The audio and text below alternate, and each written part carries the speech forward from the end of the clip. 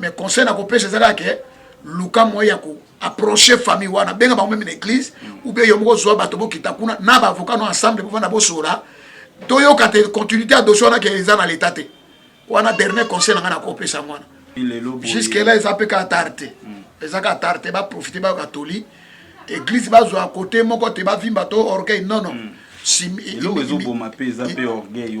toi kende kokuta bango kozwa mbongo oyo abandimi obimisango akufutaka bafoka ke to samba kate parfois famille na bana bamuna mbongo te le étant comme de Dieu et ko sala ngana no pasi parce que bananza akela mokitile onza batika jamais kokweya ya mibale choué nanga kozake bibo bibalo bapono me bakuto na likambo te mais siko ba preuve tangible ezobima o ezobima na réseaux sociaux eza ya ba aventure te YouTube soko abwaki eloko keba eza aventure te tango mayele fungwami on ne peut pas garder les péchés yoko tanga kaka elianité na uti kolanda lisu oya MG30 MG30 a cité 4 pasteurs au bakouchaye parmi les 4 pasteurs le nom de Moïse Mbi figuré premier a déterminé dans hôtel à lui bazaki na Mibiling en dehors de ça Mike Kalambay.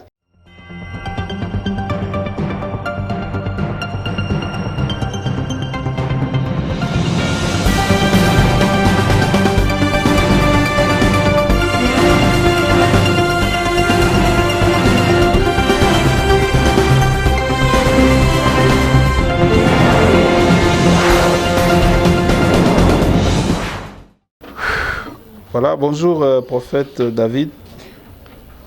Bonjour bien-aimé. Boni santé, boni musala nzambe. Santé eza bien angolo nzambe, santé eza moi malam, sauf que ba malaise kaka suite depuis na bimakina na hôpital na Zali. Naza moi bien angolo nzambe. Voilà, prophète David, ça fait un bout de temps oyo bandeko bamoni yote, bayoki yote.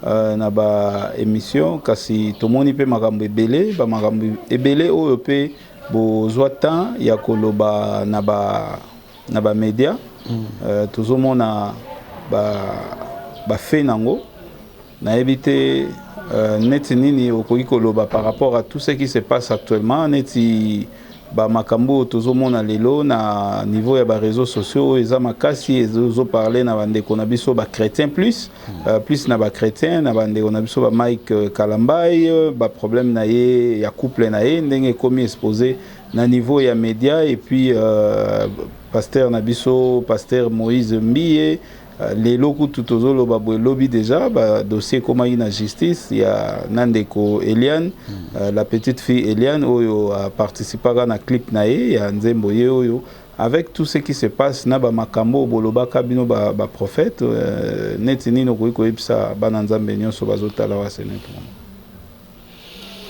Bien papa et Kibumba ya liboso na pesi na no monde entier. Je dis bien monde entier. Bana basi pe bana mibali na Nzambe ba baza ba chrétien véritable. Na pesi bango mbote. Pe na balandi mosusu parce que nous avons 3 catégories de gens. Nous avons les soi-disant. O balanda kana bango monika te ana moneloko mona internet alandi ce sont des soi-disant bazali. Nous avons des incrédules. Ah o isunana bandi ko finga koloba bazali et nous avons aussi des chrétiens authentiques, des croyants authentiques. Surtout bawanande na pesi bango mbote na kombo na Yesu Christ. Et so ka Monica elongi papa ye azoloba olekate. Papa et Kibumba comme d'habitude na lobaka avant na loba na se référaka mingi na Bible.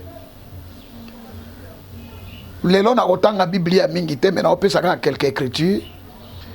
Ézéchiel 33 verset 1 kosukati d'abord naloba koya kosukati na 20 verset 1 à 20 Ecclésiaste Ézéchiel plutôt 33 Ézéchiel 33 verset 1 à 20 contexte moko ezawana so botangi yango malam boyoka Bible alingalo bana bisoli abi mosakoli na tiyo lokola sentinelle na kati ya mboka. J'étais mis comme sentinelle na kati ya nation. Tango moni danger moko quelconque sur tous les plans. sonner la trompette pour le peuple à sa vertu, et ben n'a pas ça. Mais là, beaucoup de gens vont commencer à la synthèse. Monsieur Babité, fallait au sonner la trompette, n'a qu'à passer les ensemble, n'a bandimi, côté à battre pouvoir te, au moni, d'être, monsieur Babité, aux autres qui kaka battre pouvoir, battre ensemble, non.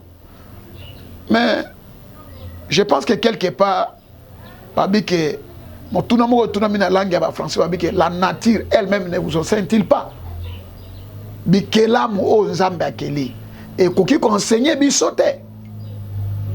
Makambo nga lobango lelote. Na ibsa bino que 2020, kokoma na 2025, et kozala ekubuku ya munene na kati ya mboka.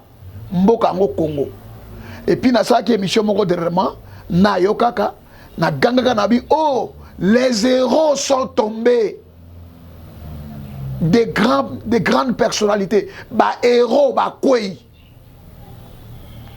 Mais au moni makambo ya ba internet na ba YouTube yo, preuve ya ngono yo kisiko ke e bandi déjà na ba kumbi makambo eleki na internet na YouTube ya ngone komi dia na justice kuna.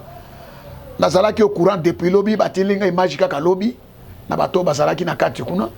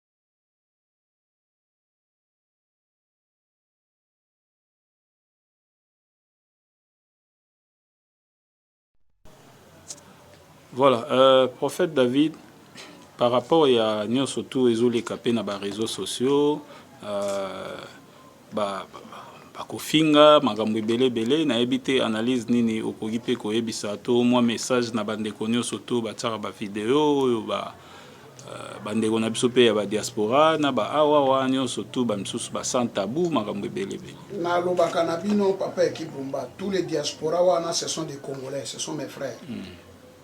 Je pense que la fois passée na réagissa qui m'a cassé pas ya mama bibi o ya bon marché.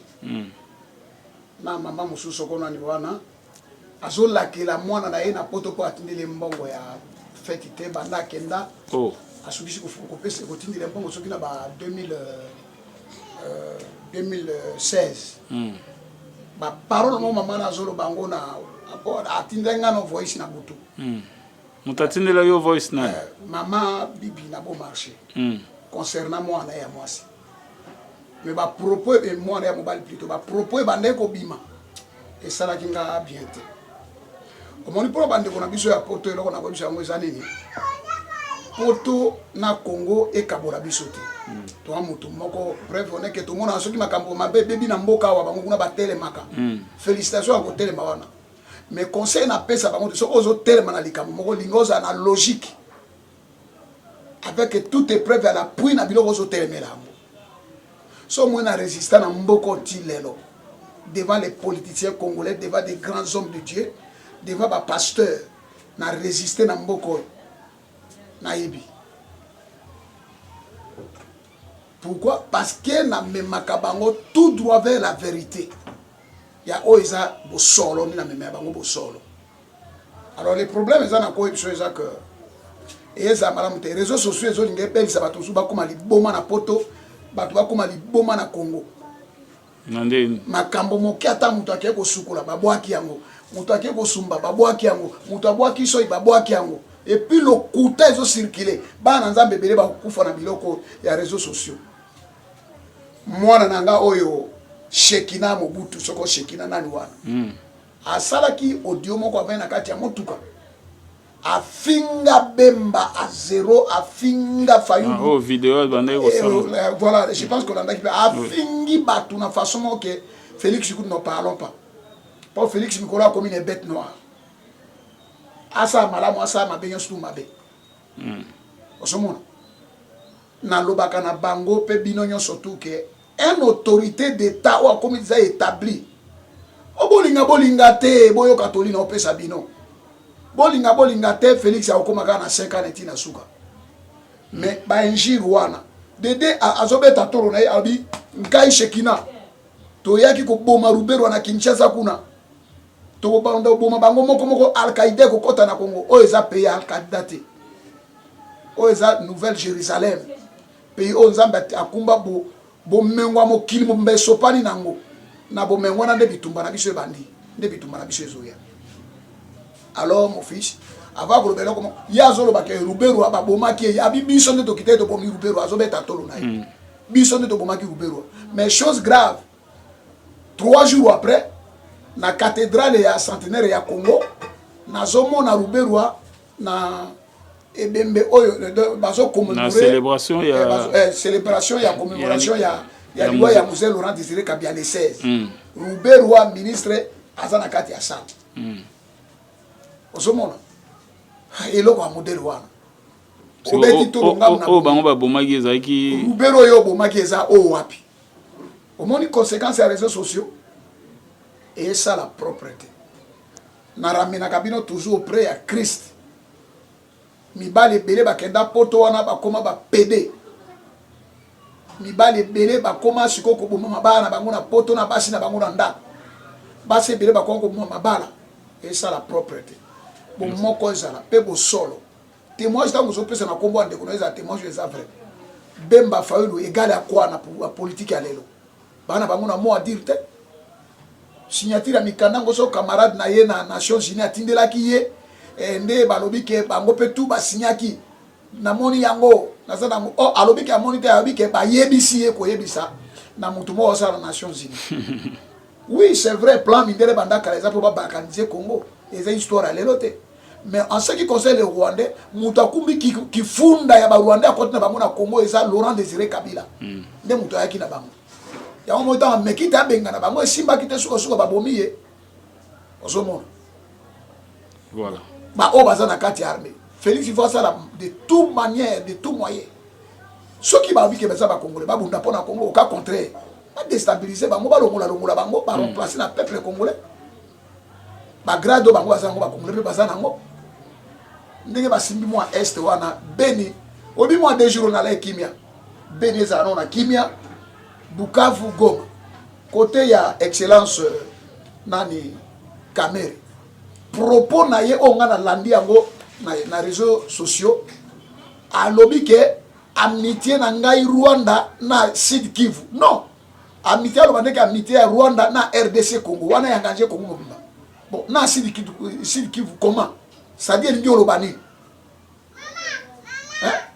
mokonzi mboka ale kaba interpeller ye ayebisa biso elingi ko lobani parti wana o soko ke pa Félix a ko interpeller ete so to lobi o teto to so kontra makamba politique mais bango boza ba konzi na biso boza nde ba konzi na biso ba konzi ya banyama te tango bungi nzela le cas o arranger yango ezate ke na kotela ki Kamere pour nous défendre non mais propos surtout o wana ngamo ko na landi yango na landi pe débat nango na télévision awa na ndako nanga na landi pe awa na bureau nanga lisusu non c'est pas normal il faut redresser na kanisi pona lelo tosuki awa nzambe ya ba centre na biso ba africain nzambe moko okombo na Yesu Christ nzambe ya monde entier apambola moko na chaque coin ya pays esika azali soko bosenga ko benga poto solo la ezali numéro ezaka moko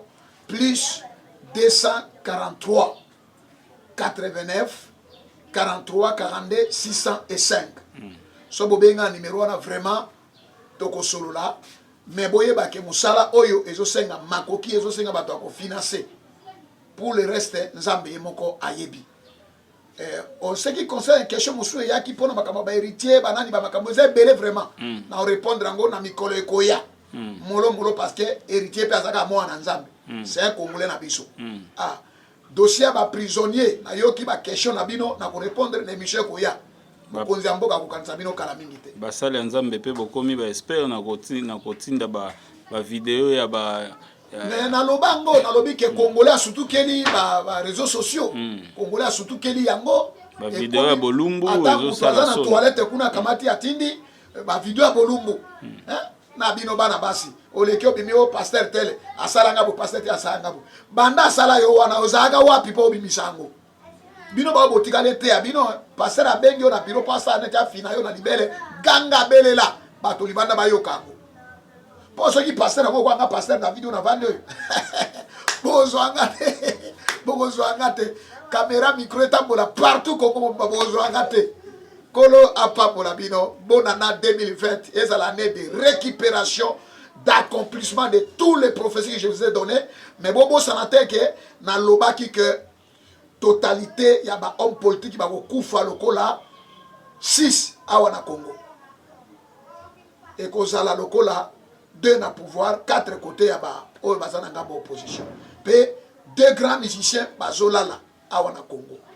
Na 2020 avant de kota 2021. Botema na losambo pe na monaki makila kotanga. Na monaki trouble ya makasi net insurrection. Bobonde la porte makambone komate. Na kumisika na ponyo so tolobi la ka ba konzi ya l'état te na bande ko na biso bandimité mais tolobi la pe banganga nzambe. Les zéros sont tombés. Pourquoi pour les lobos comme vous allez dévoiler na bankambo tout bonheur ça na mulili. Yango chaque chose a son temps. Le temps de Dieu est arrivé sur vous. Et ce que c'est que jugement nzambe banda wana mukili. Kolo apambola be. Voilà, merci. Papa équipe bumba boloba ki pe yeyo mais na osepela na suka nde peut-être bazo image na ngana yere bomo na yepo ko déranger nga pour être papa équipe bumba yeyo yenda kimanga yeyo pour voyager ka ebisa ngate. Merci beaucoup. Merci. Voilà. Voilà, chers amis internautes, nous sommes arrivés à la fin de votre émission Shot News où Ezalaki présenté par Ekibumba. Au fait, Zouaki a interview à Papa Nabiso, prophète David, au Tozana na plateau. Je crois prochainement, Bogomo Nabiso, Ndenge Ezalaka, donc na équipe Mobimba ESP Media, beaucoup, excusez biso, l'image est un peu floue, les images il téléphone, et to Koutani très prochainement, Binoba et Botunaki, Ekibumba, Tozali toujours, Ezali Karamo, petit déplacement, et puis contre-temps, Misala Nabiso, vraiment, je vous le dis sincèrement, et c'est Narabiso, déplacement est belé, transport, nini, donc ils ont facilité, tous les place moko, na ba invité na biso nyo sauté, mais sous fo bolanda bango na Kinkole, bolanda bango na Kitambo, na Mbinza, na par-ci par-là, donc ils ont facilité. Je crois Nzamba Rosunga 2020 oyo, et vous allez bien. Togozala na ba moyen de transport et go permettre tout l'axabino ba vrai tout l'axabino mais ya solo oyo elendi salabino oyo et salaka été bozwa lisusu makasi parce que liloba ya Nzambe yaka ko fortifier yaka ko pambola ko guérir pe et salaka misale belé na nzoto na biso ndenge bazoyebisa biso ke kondima et yaka na koyoka. Donc la foi vient à ce qu'on attend et ce qu'on attend c'est la parole de Dieu. Voilà, merci Pasteur David. Tokutani très prochainement dans le numéro Masusu. Ma sepeli makas totia makamboa maboko nzambe ke pour se lever que bakangi pasteur qui va rester avec l'église parce que c'est lui seul qui prêche là-bas. To bon de la kele kana kimia. Dossier moi qui kalabai to kotala ko mikoleko ya pona basi wana misato te bindeni to kosola kaka. Bazaka bana na biso totia bango na losambo. Susi na biso ke moko abunga te.